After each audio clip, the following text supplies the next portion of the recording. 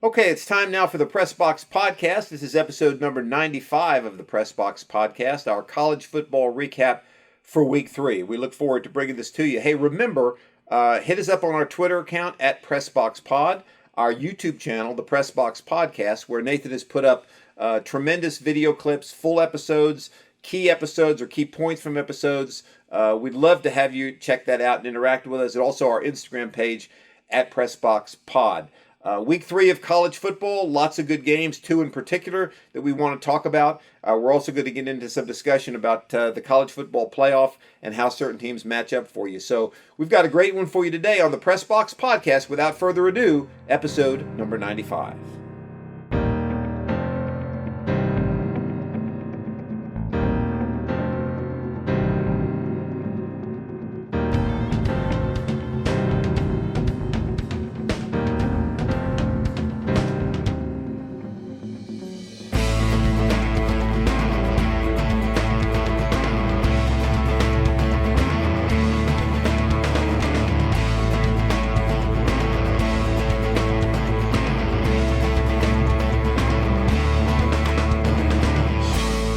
Okay, welcome back to the Press Box Podcast. I'm your co-host, Ralph Miranda. I'll be joined by my producer, Nathan Miranda, today, and it's time for episode number 95, our college football recap for week number 3 in the college football ranks.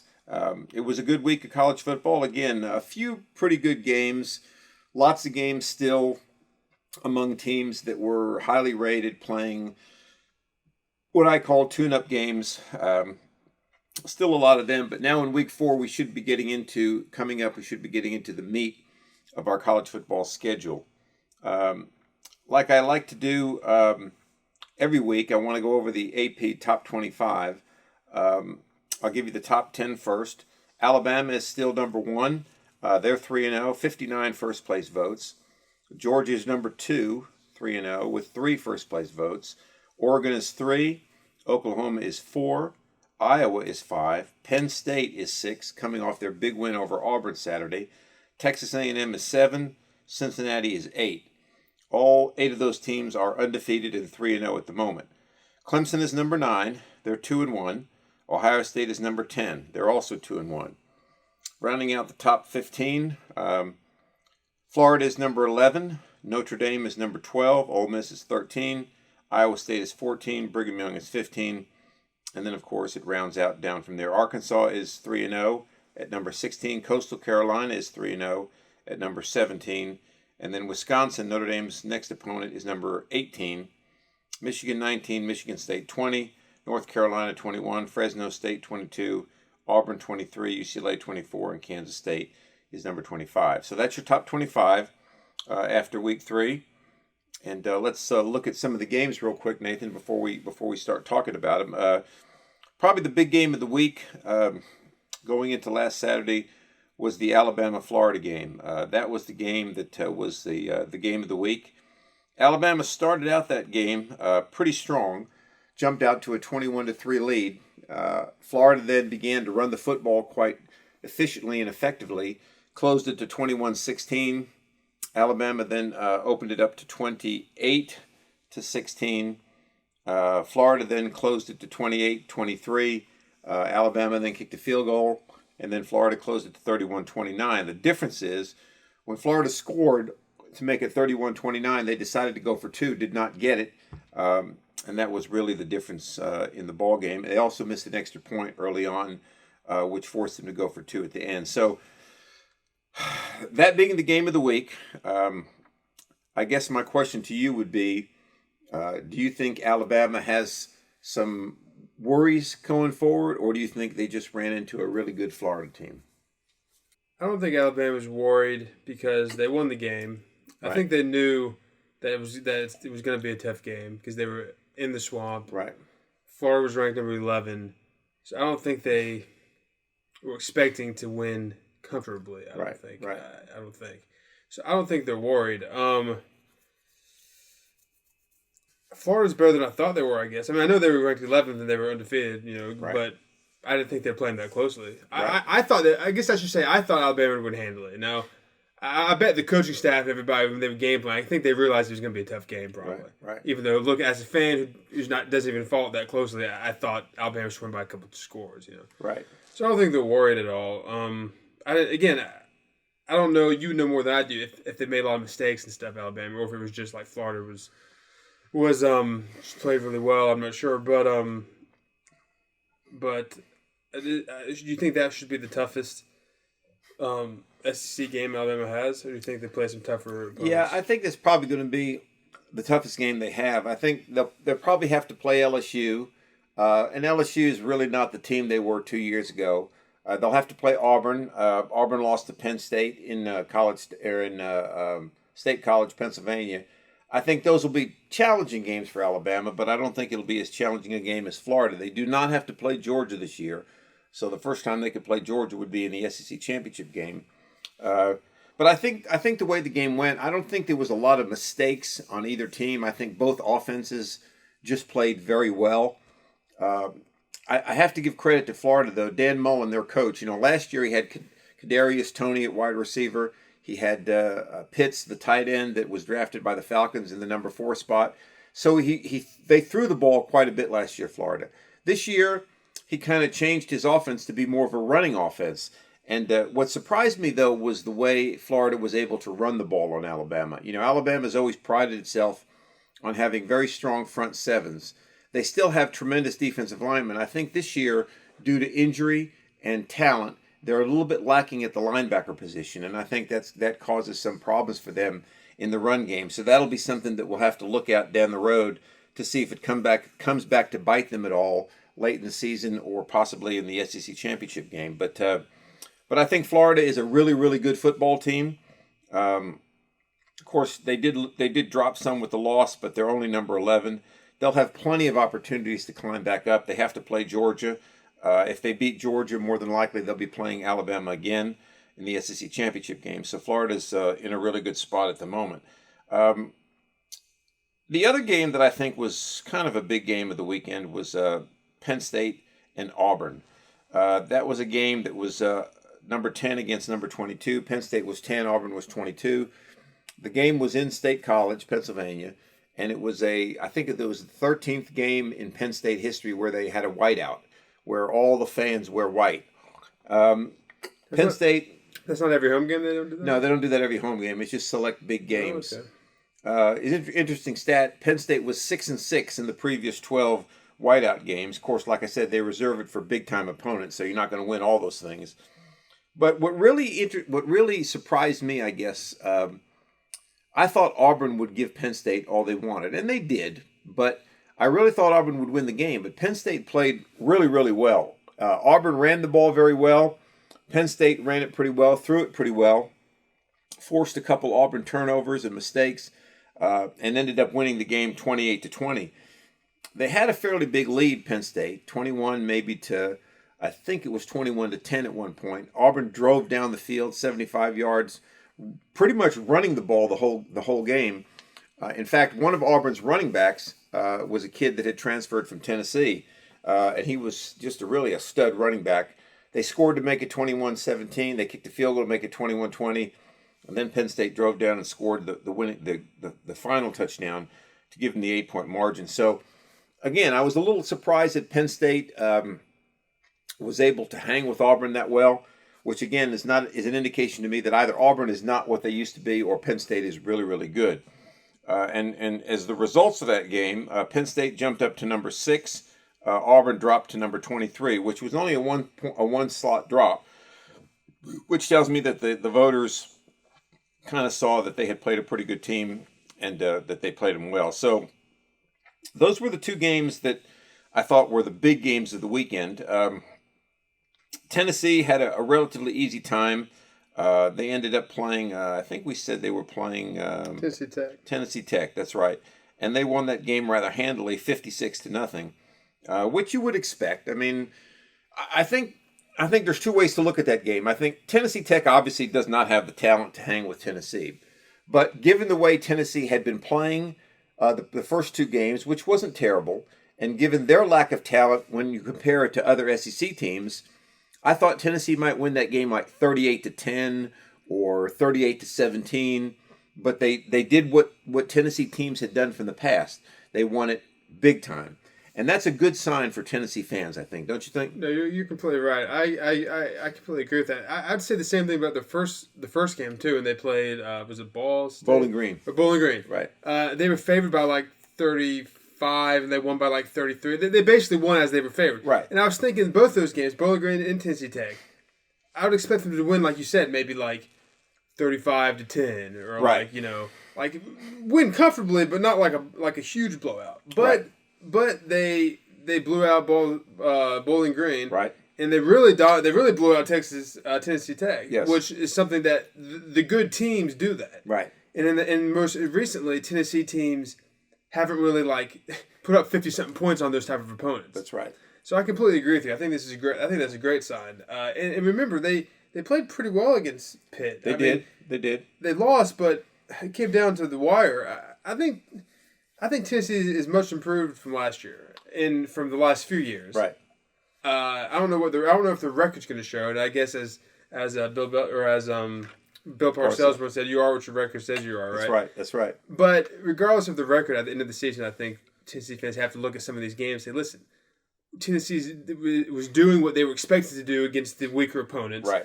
And if they continue to play the stronger opponents pretty tough like Pitt, I think they have to be happy about that. Yeah, I agree with that 100%. And I think one of the things that Tennessee did really well Saturday was, the first two games, their quarterback situation was a little unsettled. And their first quarterback, Milton, that started the opener, couldn't really throw a touch pass. He was overthrowing receivers, but Saturday against Tennessee Tech, they did a much better job of hitting open receivers. Their defense played very well, obviously. And the Tennessee under Josh Heupel, the new coach, is running this up-tempo offense, where maybe there's only 10 seconds between plays because they just run a quick up-tempo offense. I think that's going to catch some SEC teams by surprise if Tennessee can play solid defense. But I think Tennessee is at the point right now where, they got to play Florida, they got to play Alabama, and they got to play Georgia. As much as Tennessee fans might not like to hear me say this, I just think there's no way that they can beat those three teams. I mean, we saw Florida against Alabama. Georgia might have the best defense in the country, and of course, Alabama is Alabama. Then you get into a situation where they're probably going to beat South Alabama, and then you've got the rest of your SEC games. So you're going to have Missouri, you're going to have South Carolina, you're going to have Ole Miss, you're going to have Kentucky, and you're going to have Vanderbilt. They're going to beat Vanderbilt. Then the question is, what do you get out of those other two? And we talked about this last week. They got to win two of those last four to be eligible for a bowl. And right now, I mean, it looks to me like, maybe Missouri, maybe Ole Miss. I'm not sure about, probably maybe South Carolina. I'm not really sure about Ole Miss. And of course, Kentucky's, a pretty good football team. So it's going to be, it's obviously going to come down to those four games for Tennessee. Now, they don't have a lot of margin for error. And what I mean by that is they have to play solid football. There's teams like Alabama, and there's teams like Clemson, there's teams like Georgia and Ohio State where they can make some mistakes, but they're dynamic enough to overcome those mistakes. Tennessee is not at that point yet. So Tennessee has to play solid football. Not a lot of illegal procedure penalties, not a lot of holding penalties, not a lot of interceptions. I mean, they have to play solid football. If they can do that, I think they can win two of those games and end up being 6-6. But right now, I would have to say the best Tennessee can hope for is 6-6, maybe 5-7, but I don't see it getting much better than that this season for Tennessee. We'll see as we go along. What I would like, one other thing before you jump in, I want to see, are they competitive? Does Florida blow them out? Does Alabama blow them out? Does Georgia blow them out? Or are they competitive in those games? If they're competitive in those games, then I think they've taken the next step to move forward into next year. Well, the next 3 weeks, they just play Florida of those three teams you mentioned. So okay, who do they play after Florida? They play Florida, then Missouri, South Carolina, Ole Miss, Alabama, Kentucky, Georgia. So the murderer's row is coming up, but it's not consecutive. It's not back to back to back. Okay, all right. What I want to see them do is be competitive against Florida, and then you said they play Missouri and South Carolina. All right, I think and I think they can beat South Carolina. So I think they'll come out of this, maybe hopefully 4-5. What I mean by that is I think they're going to lose to Florida. I think they have to beat Missouri or South Carolina. Not sure about Ole Miss. So if they can come out of the next week, with one win, but I would hope maybe 2 wins going into the final stretch of the season. What would you have to see from them against Florida next week to make you feel that they're starting to take that? I mean, let's assume they're going to lose, right?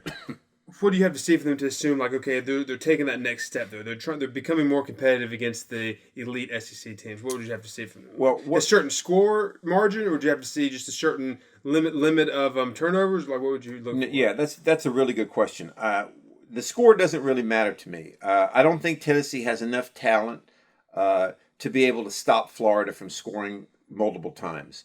But what I want to see is Tennessee be able to score 2 or 3 touchdowns, or even a couple touchdowns and a field goal. But I want to see them with very, very few mistakes, okay? I want to see them play tough. I want to see them play hard to the last whistle with very few mistakes. If they do that, I think that's a step forward, okay? And they usually play Florida very tough down in the swamp. But right now, I think that would be a win for Tennessee. Anything more than that would be a gigantic win for Tennessee. But what I don't want to see is them to get out there and fall behind 24-0 early on in the game. That's the thing I think that would hurt them. Yeah. Okay. Yeah. So that's where Tennessee is right now. Another game I want to talk about, or another team or a few teams I want to talk about, is Notre Dame. Obviously, Notre Dame played Purdue Saturday. Purdue is a Big Ten team. Purdue pretty much throws the football the entire time. Notre Dame was pretty much ahead the whole ball game, but they really couldn't put Purdue away till the end. They were up 20-13 with about 6 minutes left, and they broke off a 55-yard touchdown run, and then were able to close it out. I was encouraged by what I saw from Notre Dame. Their defense played much better Saturday. Their offense still is a work in progress. They have a very young offensive line, which I think is going to be really good in years to come. Their quarterback is still playing pretty well. Pretty well. He made some mistakes. Their receivers are going to be the issue. Right now, their tight end, Meyer, is about the only guy they have that's a real weapon. Defenses are taking him away. Other receivers are still dropping the ball. They're still not making plays and getting open. And that's going to be Notre Dame's issue going forward. But I think their defense is good enough to carry them if they continue to play well. They have to play Wisconsin this week. Wisconsin right now, I think they're still rated. They're number 18, Wisconsin. They're 1-1. They lost to Penn State opening game, and then they beat, I believe it was Eastern Michigan last week, or a couple weeks ago. So Wisconsin is 1-1. They play Wisconsin at Soldier Field, part of the Shamrock Series. Wisconsin is a very solid football team with really good linebackers, pretty good defensive line. They're a run-oriented team. There's not going to be a whole lot of possessions in that game for Notre Dame. So I think it's a situation where Notre Dame is going to have to capitalize on the possessions that they have. Otherwise, it could be a long day for Notre Dame. And then after that, they play Cincinnati. Cincinnati's a team that's undefeated. They were undefeated last year. Cincinnati right now is ranked number 8. They're 3-0. They had a big win Saturday. Let me see if I can find that game real quickly for you. Cincinnati beat Indiana 38-24. So Cincinnati is a very formidable team. And I think if Notre Dame comes out of that game 2-0 and ends up 5-0 for the season, then I think you're going to see them move on to bigger and better things. But if they come out of it 1-1, I think that's not bad considering Notre Dame's youth. But obviously if they lose both, then it's a little bit of a step backward. Yeah, the Wisconsin game, I'm looking forward to that. That should be interesting because Notre Dame's had you could say Notre Dame has struggled all 3 games so far, really. Yes, they have. But if you're just looking at their schedule, this is should have been their first real test. Right, really. That's right. I'll say maybe Florida State, because that's opening week's always a little tough, and they were on the road, but they weren't ranked at the time, Florida State. So looking at their schedule, this is really should have been their first big test. Right, so right. We'll see. If Notre Dame, I would think if Notre Dame plays like they have the last 3 weeks, they'll probably lose, right? Yeah, I would think so. They're going to have to play a lot better offensively. Like I said, the defense played a lot better last week. They only gave up 13 points, 1 touchdown, 2 field goals, which, let's face it, if you do that against a quality team, that's pretty good defense. But Notre Dame, remember, they're a young football team. Brand new receivers with the exception of the tight end, a new quarterback who's not as mobile as Ian Book was last year, a brand new offensive line with lots of young players. They've had some injuries, so they're rotating freshmen and sophomore in and out of that line. They did show they played a lot better Saturday. They showed some propensity to be able to protect the quarterback. Yeah, I'll say Saturday's game, I said they struggled, but I think it was always kind of in hand. I mean, it wasn't ever in real serious doubt. You know what I mean? It wasn't. In the Toledo game, I think though they were losing at one They point. were. They weren't. Were they ever losing to Purdue? Let me see. Let me check. No, they weren't. No, they weren't. I watched. Well, Purdue was up 3-0. Well, and that was the only thing. Yeah, I I think that might have been the first drive there. So Notre Dame had. Yeah, I don't count that. Yeah. Yeah. Yeah, you're right. I mean, I think, when you have a young team, that you're transitioning from. I mean, let's face it. Notre Dame went 2018. They were undefeated. 2019 they lost 2 regular season games. Last year they were undefeated. A lot of those guys graduated. I mean, you're having to work in new guys, and it takes a while to get those guys to the level you want them If to. they keep playing like this, where they may have some struggles where they're winning the games. Yes. Let's say they just lose. Let's say they lose a couple games this year. If you consider this kind of a rebuilding or transition year, that's what the good teams usually. I mean, aside from like the Alabama type teams, Right? That's what the good teams typically do. If they have a transition year or a down year, they're still able to put together 9-10 wins. Right. And Notre Dame historically hasn't. When they have a down year, they have a real down year. So. Right. If they're able to do that in what is considered kind of a transition year, and next year supposedly supposed to be their real stout year, Right. Then I think that's a great sign for the program. I think when you look at Notre Dame right now, and you look at their the recruiting that they've done over the last 2 years, and some of the players that they have in there, I think next year, 2022, and then definitely 2023, I think you're going to see a Notre Dame team that contends for national championships. Yeah, all right? and I would think that you know better than I would, but I would think Notre Dame's been a program that has probably never had a problem getting guys who want to play there. I mean, the academic thing might be an issue for them, Right? Or at least more so in the past. But I think guys have always wanted to go to Notre Dame, Right. But I still think though over the last 5-10 years, when they've become a little more successful of late, probably starting with the year they got the national championship in 2012 or whatever. I think since then. That's probably given them an extra, especially the last few years. They made the playoffs a couple times. It's given them an extra boost of recruiting. Would you say of guys who want to go there and compete for the playoffs and stuff like that? Yeah, no, I agree with that. Yeah, and I think, let's face it. Brian Kelly's been there now. 10, 11, this is his 12th year at Notre Dame. Okay, he has tied Knute Rockne for all-time wins as a football coach at Notre Dame, which no one's ever been able to do. Not even Lou Holtz. And Holtz was there, I believe, 11 years, if I'm not mistaken, or maybe it was 10 years. But anyway, my point is, he's done a good job. Now, the key to Brian Kelly was early in his career at Notre Dame, he was very much a screamer and a yeller. He'd pull guys aside, he'd jump on them. And then in 2016, Notre Dame was 4-8. And they had come off a pretty good year in 2015. I think he stepped back at that time and said, look, I'm trying to make Notre Dame what they're not. In other words, he was trying to recruit guys he couldn't get, defensive linemen, big-time, dynamic play receivers. I think what he realized right there is who are the guys that he can get to Notre Dame and get in school at Notre Dame. Those were offensive linemen, tight ends, okay, and defensive backs, all right, and linebackers. So he built the Notre Dame team over the last 4 years to be a very efficient running football team. They proved that in 2018. They proved that last year, that they could power you and run the football and control the clock, throw short passes down the field. The problem with that is you can't make a lot of mistakes, right? Because you have to drive 60, 70 yards, whereas a lot of these teams like Alabama, Georgia, Clemson can quick strike you, okay? They can hit you with a big play very quickly, which puts a lot of pressure on their opponents. But I got to give him credit for doing that because that's kind of what Notre Dame can be. So we'll see if the guys that he's recruited and some of these young guys can step up over the next year or two and become what I think he wants them to become. I think for Notre Dame this year, looking at their schedule, like I said, if they come out of the next 2 games 1-1, they'll be 4-1. I think they can beat Navy for sure. I think they can beat Southern California because they're struggling. I think they can beat Stanford. Stanford's not a very good football team right now. I think they can pretty much beat the rest of their teams on their schedule. Right now, looking at it, you've already mentioned Wisconsin, Cincinnati, right? Right. After that, the only team that's currently ranked is North Carolina. You think they would have a problem with And them? they play them at home. So that should be a win. That'll be a tough game, but I think it could go either way. But I think they should win that.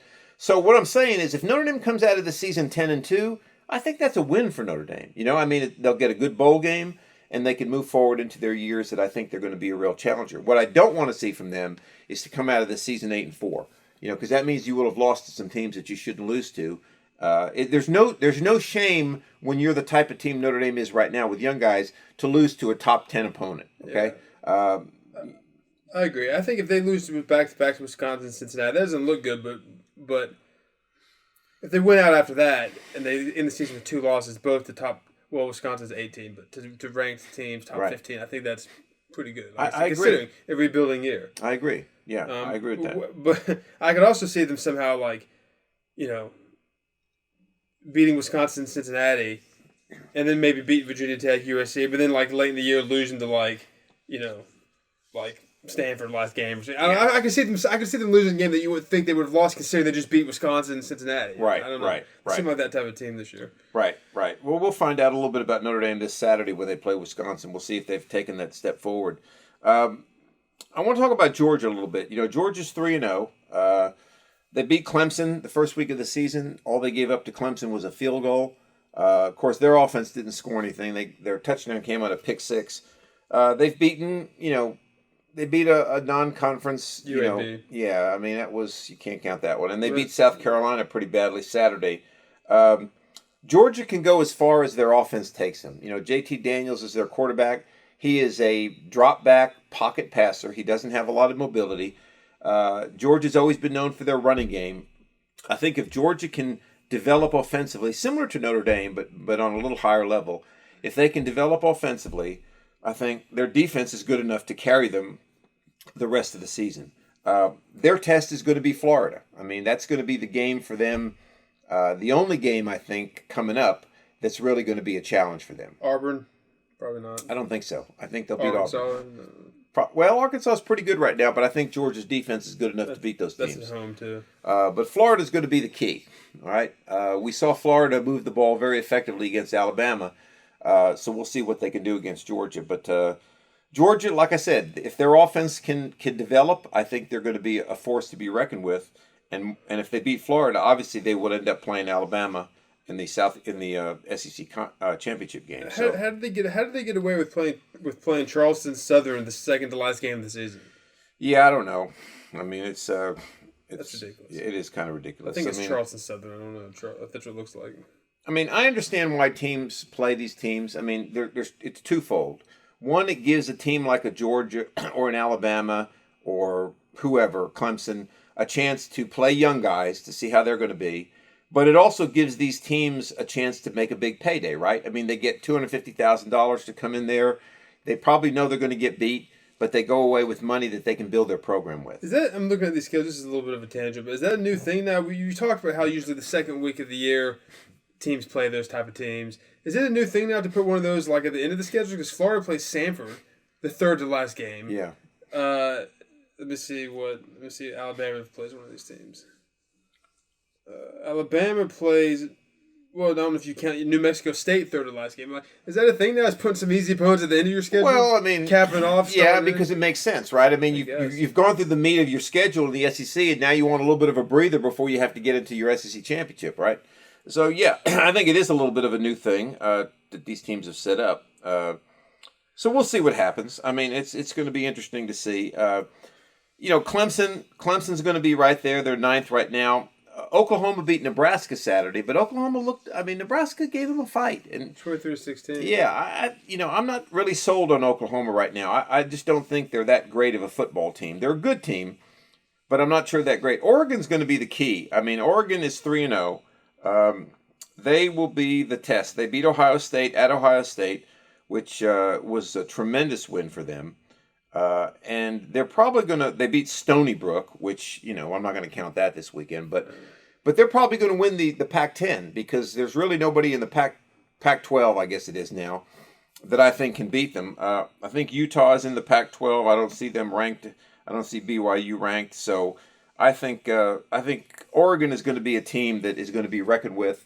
that win over Ohio State will go a long way when the first college football rankings come out. Are we sure that Ohio State's as good as I thought they were? Yeah, I don't know. I don't know if they are. That's a good question. I'm looking at it. It was 13. Ohio State was winning 13-6 at halftime against Tulsa. Right. They ended up winning 41-20. Right. They probably beat some, no name team week 1. Are you happy to look at their schedule? Yeah, I haven't pulled up here. Yeah, pull up their schedule because I think Ohio State. They beat Minnesota week 1, so that was probably a little. Yeah, that was. But I think Ohio State's going to be. Michigan is undefeated right now. Michigan is ranked 19th. Okay, that's the last game. It's always the last game. Always the last game of the season. But we don't know how good Michigan is right now. Okay, but Michigan is up there. They're gonna. Do they play Penn State this year? They do. Okay. They play them week. Let's see. 8. Where do they play at? At Ohio State. Okay, so that's going to help them a little bit. But Penn State looks like they could be a team that could win the Big Ten from what I saw against Auburn. And the way I compare that is Penn State beat a Southeastern Conference team. Granted, it was at home, but they beat them and they played well. Ohio State lost to Oregon in their home, okay? So I think Penn State could be the team that maybe knocks off Ohio State again, which knocks them completely out of the playoffs and probably knocks them out of the Big Ten championship game. So we'll see about that. Going into Penn State, they shouldn't lose another game. Ohio State. They really shouldn't. No, they shouldn't. And then if they get by Penn State, though, let's see what do you think is going to happen. If they get by Penn State, they go on the road at Nebraska. They'll win that one. At home against Purdue. They'll win that one. At home against Michigan State. They'll win that one. Right now. Okay, then at Michigan, which is the other one they could lose. Right, right. And Michigan hasn't beaten Ohio State since who knows when. Oh, really? Yeah, well, Jim Harbaugh, he's never beaten Ohio State yet. So it's going to be interesting to see how that plays itself out. But we'll see. Texas A&M, ranked number 7. They're going to have to play Alabama. So we'll find out about them. They were the team last year that was ranked 4th, which everybody thought they should have gotten the playoff spot over Notre Dame. But we'll see. Iowa looks like a team. Does Ohio State? They don't play Iowa. So we'll see. Let me pull it up real quick. Yeah, I think you just went through their schedule. They don't play Iowa. Yeah, they don't play Iowa. So that'll be interesting to see how that plays out because Iowa is 3-0 at the moment, and they should be right up there. Pull up Iowa's schedule if you get a chance to. Let's take a look at that because they're ranked number 5 right now. Right now. Yeah. Do you want me to just go down it? Yeah, go down what's left for them. Okay. So this Saturday coming up, they're at home against Colorado State. They'll beat them. On the road at Maryland. They'll beat them. Home against Penn State. That's going to be the big game right there. Right now, both these teams are 3-0. Number 5, Iowa, number 6, Penn State. That'd be a great game if both those teams keep winning up to that point. Yes. And I think they should, looking at their opponents. Right. And then after that, they at home against Purdue. They'll beat them. At Wisconsin. That's going to be tough. Yeah. They have a tough schedule. They do. At Northwestern. Yeah, they'll beat them. Home against Minnesota. Well, it'll be tough too. Yeah, home against Illinois. They'll beat them. And then at Nebraska. They'll beat them. So Iowa doesn't have an easy road. So let me put it this way: if Iowa goes undefeated, they'll be right up there. Yeah, they should. Unless for whatever reason, Penn State has one loss when Iowa beats them. Yeah. Wisconsin has another loss when Iowa beats them. Yeah. But I think it's hard to pretend that you have a crystal ball. But I'm looking at these rankings right now. Okay, Alabama. I don't see them getting beat. I mean, now they might, but I just don't see them getting beat. Okay, Florida was the best chance to beat them. Georgia's number 2. We just talked about Georgia. They could lose the SEC championship game. But I'm getting to that. Okay, so I see Georgia staying at number 2. Oregon, we just talked about them. Pull up Oregon's schedule if you get a chance. Let's look at that real quick. Pull it up real quick here. Oregon. All right, you want to go through it? Yeah, from where it's right now. They're 3-0 right now. Right. This Saturday. Home against Arizona. They'll beat them. At Stanford. They'll beat them. Home against California. They'll beat them. At UCLA. They'll beat them. Well, UCLA is going to be tough. UCLA is 3-0 as well right now, but we don't know how good they are. They're 2-1. We don't know how good they are. Okay. Yeah, they'll beat UCLA. They'll beat UCLA. Home against Colorado. They'll beat them. At Washington. They'll beat them. Home against Washington State. They'll beat them. At Utah. They'll beat them. Home against Oregon State. They play the Pac, whatever it's called now. They have no schedule. All right, Look, I think you put Oregon in the SEC or the Big Ten. Right. And there's no way that they don't lose 1 or 2 games. But I think the reason I asked you to pull up these schedules is here's what I'm getting at. Right now, looking at it from my perspective, I see Alabama, Georgia, and Oregon barring an upset, which college football is known for that, but let's assume for a minute that these teams, those three teams are going to be the top three teams, okay? Then the question is, who's going to be that fourth team, all right? I don't think Oklahoma's going to do it. I think it's going to be Iowa or Penn State, because if Penn State runs the table, they'll be number 4. If Iowa runs the table, they'll be number 4.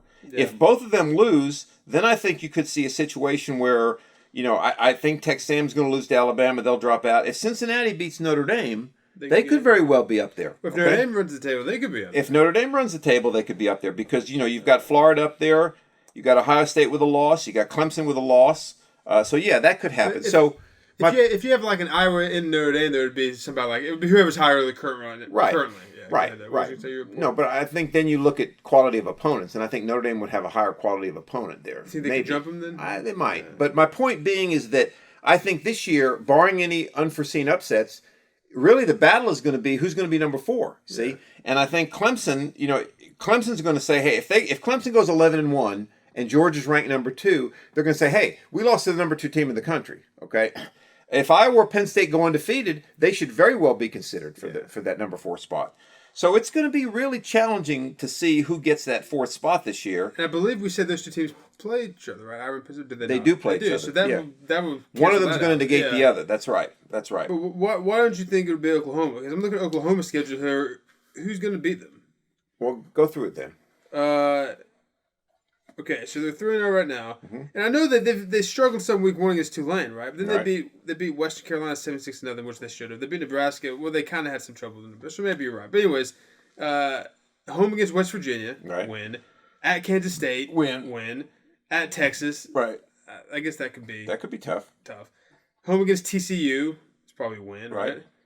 At Kansas, North Carolina just beat Kansas. Win. Home against Texas Tech, they're undefeated. That should be a win. At Baylor, home against Iowa State, at Oklahoma State. I know one of those teams could beat them, but my point is I don't see any game that's like, ooh, that's going to be big. 2 highly ranked teams that are going at it. Well, Oklahoma State's a rivalry game, which neither here nor there. Iowa State's ranked 12th or 14th right now. Yeah, so we don't know yet about that. My point is that Oklahoma is known for stubbing their toe. And I guess you're just saying after the first 3 weeks, they don't look like a team that's going to handle all that. They don't to me. That's right. To me, if I'm being totally honest with myself here, okay, right now through 3 weeks, I just went through a crystal ball of who I think is going to end up. We just went through their schedules. Let's look at it from the first 3 weeks. The only teams I see right now, based on the first 3 weeks, that I think are going to be real contenders are Georgia, Alabama, Penn State, Cincinnati. That's it. Iowa's not in there. I don't. After the first 3 weeks. After the first 3 weeks, the teams that they beat. That's what I'm looking at. I don't count Notre Dame because they struggled. Right. I don't count Clemson because they lost to Georgia and beat 2 patsies. Okay. Yeah. Texas A&M struggled with Colorado. Okay. And Colorado, I saw this when I was looking at it. Texas A&M, who says that they want to talk about themselves to be the class of the SEC and that they can beat Alabama, but they struggled with Colorado. And let me see if I can find that real quickly here. Let me see. What are you looking for? Oh, Minnesota beat Colorado 30-0.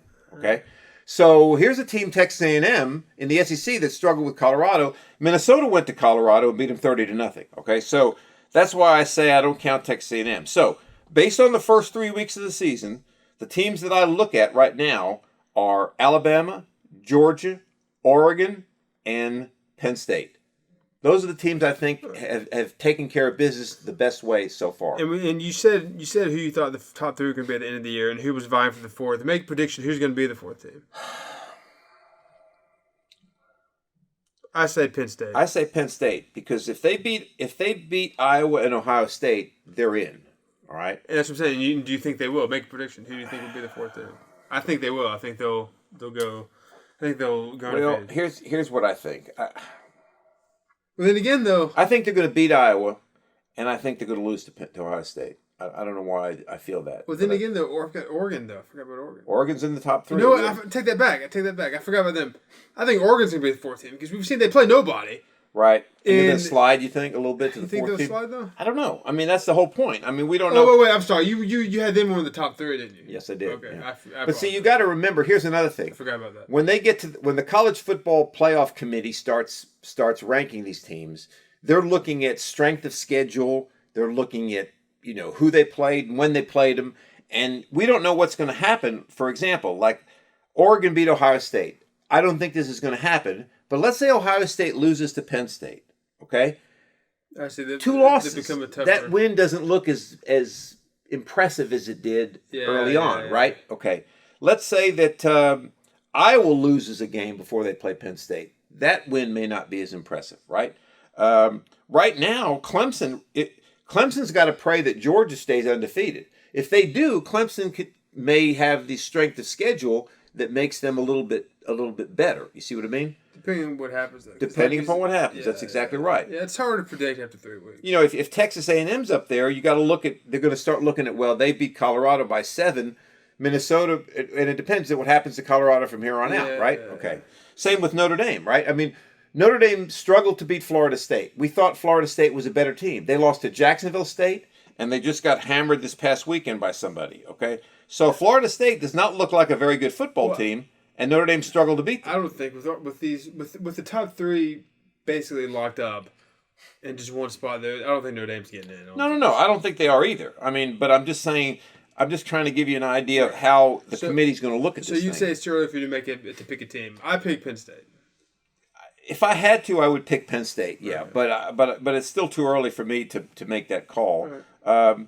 What about Florida? Let's say Florida decides to. Or let's say Florida beats Georgia, right? That's going to throw them back up there. Yeah, I don't think they will. I don't think they will either. But my point is, I think it's a little early to tell who's going to be that 4th team, all right? That's true. And we're looking at these schedules after 3 weeks. We're looking at, this team has to play number 8, whatever. But by the time they play, like you said, that team could be ranked number 20th. Right. They could be out of the ranking by that time. Who knows what the... Listen, I think... Go ahead. When Oklahoma plays Iowa State could lose a couple more games or something. It could be... That's right. I think our discussion is valid because we're in week 3 and we're trying to make an assessment of these teams after week 3. But I think it's going to take us another 2 or 3 weeks before we can start seeing who the cream of these teams are and who's not the cream of the teams, right? Mm-hmm. Because then we'll start seeing some games that make a little bit of a difference. Florida State, by the way, got beat by Wake Forest 35-14, which Notre Dame, I think, has to play Wake Forest this year. I'm not sure, but we'll see. So... an interesting week in college football. I didn't see, outside of the games we talked about, I didn't really see a lot of teams that stood out to me. We talked a little bit about Stanford playing Vanderbilt in the Academic Bowl. Stanford beat Vanderbilt 41-23, which Vanderbilt is just not a very good football team right now. Stanford's not either, but they're obviously better than Vanderbilt. Ole Miss beat Tulane 61-21. Ole Miss, and remember Oklahoma struggled with Tulane, right? Early on, sure. First game of the season. Sure, yeah. So it looked like a pretty good win for Ole Miss, you're saying. It does, and Ole Miss right now is ranked. They're ranked 13th. So we're going to see a little bit about Ole Miss when they start playing some of these teams like Alabama and LSU, and so forth and so on. So we'll find out about them. Coastal Carolina's an interesting team. They thought last year and the year before that they should have been in the mix. They're 3-0 right now. They beat Buffalo. They struggled with Buffalo, but they did beat Buffalo Saturday. I think what hurts Coastal Carolina right now is what hurts them right now, I think, is the fact that they don't have a margin for error, right? I mean, they beat Kansas. Kansas is one of the weaker FBS teams, but you can't struggle with Buffalo, okay? That's the problem for Coastal Carolina right now. They beat Buffalo. What was the final score? 35-30 or something of that nature. What conference are they in, Coastal Carolina? I don't know the name of the conference. The Sun Belt, right? Sun Belt Conference. Is that right? Yeah. I'm trying to find that game from last week. They beat Buffalo 28-25. Okay. Okay. Yeah. That's not very good when you look at it. Look at it this way. They're ranked 16th, Coastal Carolina. I guess that was before they beat... Yeah. Yeah, right, probably. Yeah. Think about if, one of these other kind of historically good FBS teams was ranked 16th. Think Right. about like if Wisconsin was 16th. Right. They would have killed Buffalo. Right. Right? Right. You know, what if even Iowa was 16th? Right. They probably, you know what I mean? So they don't seem, it doesn't seem like almost like a true number 16 ranked team. Correct. Does that make sense? Correct. Yeah, maybe that's not the right way to look at it, but that's just kind of how I look at it. Well, here's another way to look at it. Buffalo had 212 yards rushing and 232 yards passing. Okay, 444 yards of total offense against the number 16 team in the country, which, you know, Coastal Carolina, they're 17th right now. Excuse me. They were ranked. What were they ranked before that? They were 16th before that when they played Buffalo. So they jumped one, I guess. They jumped one spot. So, or they moved down one spot actually. Yeah. So I don't think Coastal Carolina. They don't have a margin for error. They have to beat teams by 40 points, pretty much. And because look at the teams they play. Right. UMass. Right. Louisiana Monroe. Right. Arkansas State. Right. Appalachian State. Troy. This is Georgia Southern. No one's going to... The voting committee is not going to care if they go undefeated. Right. They're going to care if they're killing these teams. Right. Well, and that brings us full circle to the discussion we had last week, right? Is that when they expand this playoff to 8 teams, that's then you're going to have a true champion. Then you say, okay, you're undefeated. That's it. That's all we have to see from you. You're undefeated. Right. You have this 8th spot or whatever. Right. See what you can do. Right. And then you seed it the way they do now. So that would get them a date with Alabama in the first game, and you know, it'd be over. Yeah. Because I'm looking at the last week. Looking at the games here. Hold on a second. Okay, Ole Miss was last week. Going into last week, Coastal Carolina was 16th. Right. Ole Miss was 17th. Right. Imagine the score if Ole Miss would have played Buffalo. Right. That's my point. Right. That's you know exactly what I mean? You're right. Arizona State was 19th.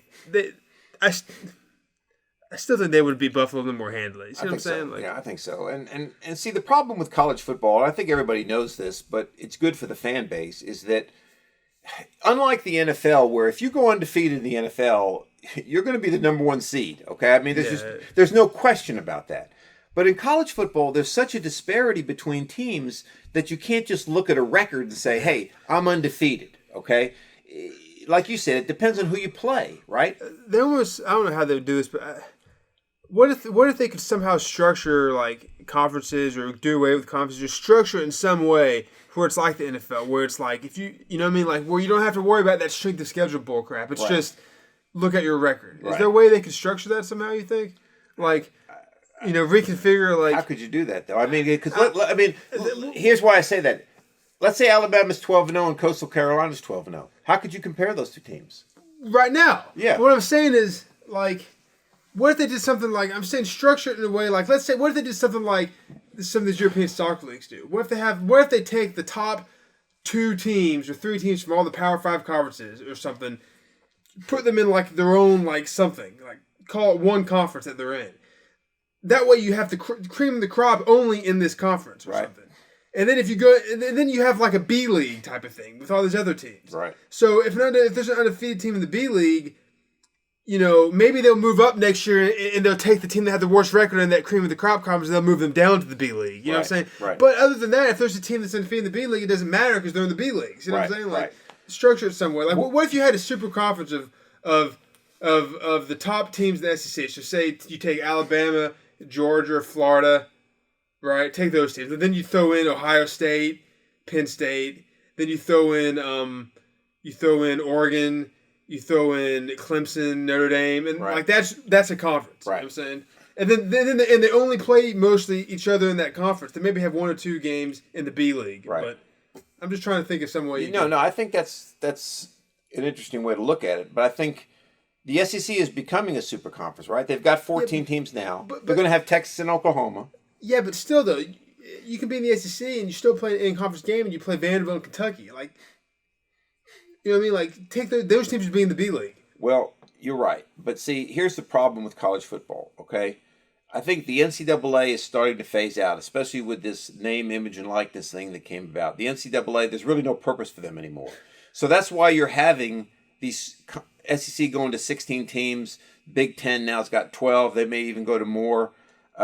So I would like to see it like it was last year. I know COVID was the reason for that, But the SEC played nothing but conference games. Yeah. The Big Ten did the same thing. Right. Now, Alabama, I got to give the Alabama quarterback from last year, Mac Jones, after they beat Ohio State in the championship game, they were 13-0 Alabama.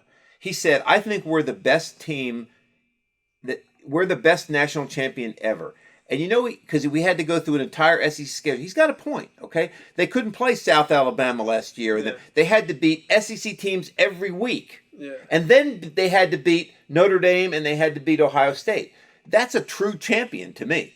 Yeah. Now, that's not going to happen. Why? Because money, right? These teams want big money. They want to bring teams in, give their players a rest. All right, so you're never going to see that happen again, I don't think. Go ahead. No, go ahead, you're right. No, but I think the only thing that's going to cure this is an 8-team playoff. Because then you can say, look, we have 5 power conferences, and all you teams are pretty good. You're all about the same level, right? That's why you're Power 5 conferences. Not really, though. Not really, but what I'm trying to say is if you win your conference, you're in the playoffs. See, right now, you can win a conference and not make the playoffs. Yeah. It's happened to Oklahoma. It's happened to a Pac-12 team. But I think if you go to 8, you could say, look, you 5 conferences, you win your conference, and you've got an automatic ticket to the playoff. Now, you got 3 other spots, right? Like we said last week, if Notre Dame is eligible and they're good enough, put them in. Now you got 2 spots, Coastal Carolina, UCF, whoever else you want, Cincinnati, whoever. But that would still be tough because let's say you take your 5 conference champions. Well, then let's say Notre Dame is undefeated. They're number 6. Then let's say that Alabama beat Georgia in the SEC championship. That was Georgia's only loss. They're going to get in. Doesn't matter. No. I think that's number 7. They could be considered. Okay, but my point is, at least it gives these other teams a legitimate chance. A team like Coastal Carolina can still be on the outside looking in because let's say you have a team like Georgia get in. Then let's say you have a one loss like Penn State or Ohio State from the Big Ten. They once you still put a one loss Big Ten team like that over undefeated Coastal Carolina, then they're still looking on the outside. If that's how you structure it, yeah. But I think I agree with you. But what I'd like to see, take the NFL for example. Let's look at that. All right, you have to win your division. If you win your division, all right, you're guaranteed a spot in the playoffs. Right. Correct? Okay. The rest of it is wild card, right? In other words, it becomes a situation where, hey, do I have a better record than so and so? Was it head to head? Okay. But again, though, if you have a team that has a better record, that's basically the end of the story. I mean, they don't start looking at strength of schedule. All right. Well, then let's say Georgia loses a game. They're 11-1. Let's say Coastal Carolina's 12-0. They should get in. But should they? That's the point. It's somehow in the NFL, that's the way it is. But they all play each other. But it's different in the NFL. They all play each other. You're right. In the end, there's not the worst NFL team can beat the best NFL team pretty much any week. I mean, like, no. All right. What if there's so much disparity between Coastal Carolina and Alabama compared to the Jaguars and the Buccaneers. Right. Well, what if you structured it this way? What if you said an 8-team playoff, but you do it this way? You say 4 teams are going to come from these Power 5 conferences, okay? And 4 teams are going to come outside of the conference, okay? Outside of those conferences. So now you may have a situation where you've got an Alabama and an Ohio State and, say, an Oregon and maybe Oklahoma, okay? And then over here, you've got Notre Dame, if they're eligible. They're not always going to be. And then 3 other teams. Now you could put those 3 other teams. You're never going to have more than 2 of these Cincinnati UCF teams, right? I mean, there's never been 3. It's always been either UCF, Cincinnati, Coastal Carolina, whatever. So you got 3 there. If you only got 1 or 2, that opens a spot for a Georgia or somebody like that. And then you take it's like a 2-seeded playoff. These 4 come down to 1, these 4 come down to 1, and then they play each other. It's like a bracket.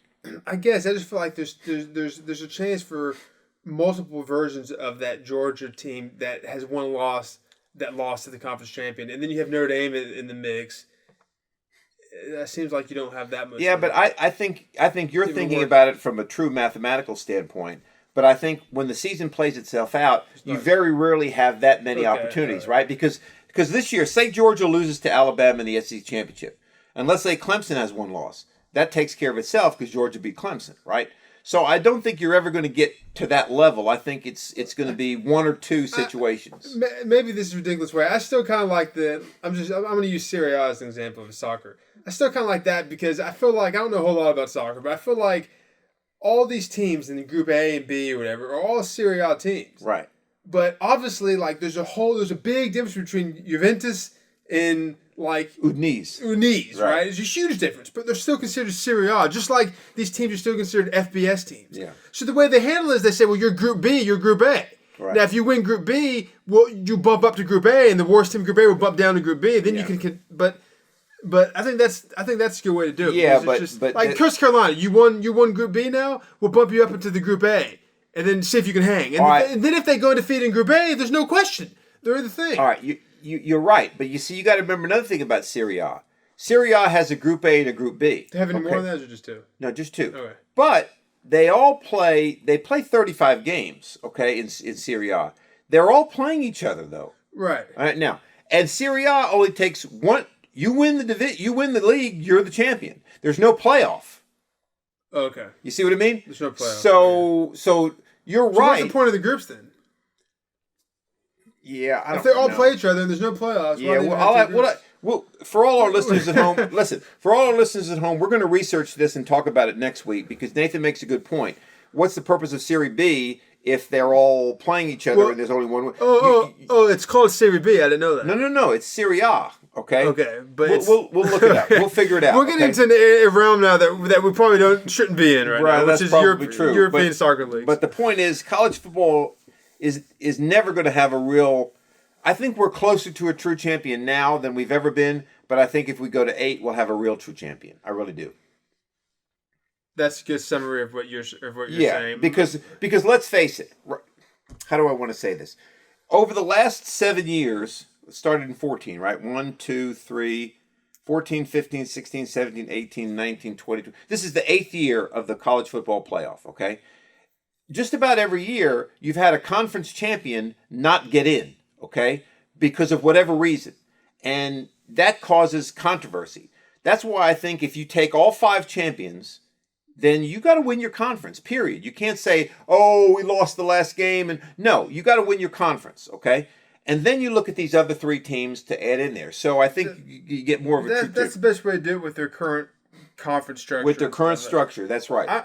To sum up my viewpoint, this is going to sound cruel, but I don't think all these teams need to be considered FBS teams. Maybe there's only 30 FBS teams, right?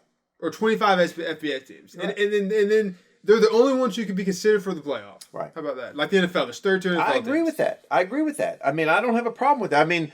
If you're an FCS team, you've got your own playoff. Well, that's right? different. But I'm saying you're talking about the Coastal Carolina, Cincinnati's of the world. I don't know how many FBS teams there are right now, but there's definitely more than 32. Right. I would think. Right. I'm saying only make like 32 FBS teams. The other teams are considered FCS now. Right. Or they're creating another little league. I don't know. But that sounds cruel, but I don't know. Well, I guess the fairest... But you have to leave open some way of them to maybe jump up into that someday. That's what I'm saying with the thing. That's all I'm saying. So. Well, and again, I mean, let's look at it realistically. Let's say UCF is not even in here this year, but let's throw them in from 2 years ago. They did beat Auburn in the... See, this is another thing that UCF, the year they went undefeated, they beat Auburn in the bowl game. Now... Auburn was ranked number 2. Wait, let me finish. Auburn was ranked number 2 in the country, went to the SEC championship game, and Georgia beat them. Okay. I know what you're saying. I'm going to say the same thing, I think. You can't tell me that Auburn went to that bowl game and played with the same intensity. Okay. Right. They didn't care. Exactly. So that's your problem right there. Okay. So my point is, let's look at UCF, Cincinnati, and Coastal Carolina. Those are the 3 teams over the last 5 years that have been in the mix or in the discussion. How many of these top teams do you think they could beat? Can they beat Alabama? No. Good. Can they beat Georgia? No. Can they beat Oregon? Maybe. We don't know, but probably not. No. All right. Can they beat Oklahoma? No. No. Can they beat Penn State? No. All right. So why should they even be in the discussion? That's my point. It's like you're talking about teams that are in a different league. Right. It's like they shouldn't even be in like... They shouldn't even be in that league. Like I don't know what you want to call it. They shouldn't be in the FBS. They're not FBS teams. They are, but what we just said, can they beat these teams? They can't. Then why are they in the FBS? I agree with you. Like, I guess my point is, like, you could say, oh, the Jaguars can't beat the Bucks, right. but they're in the NFL. Right.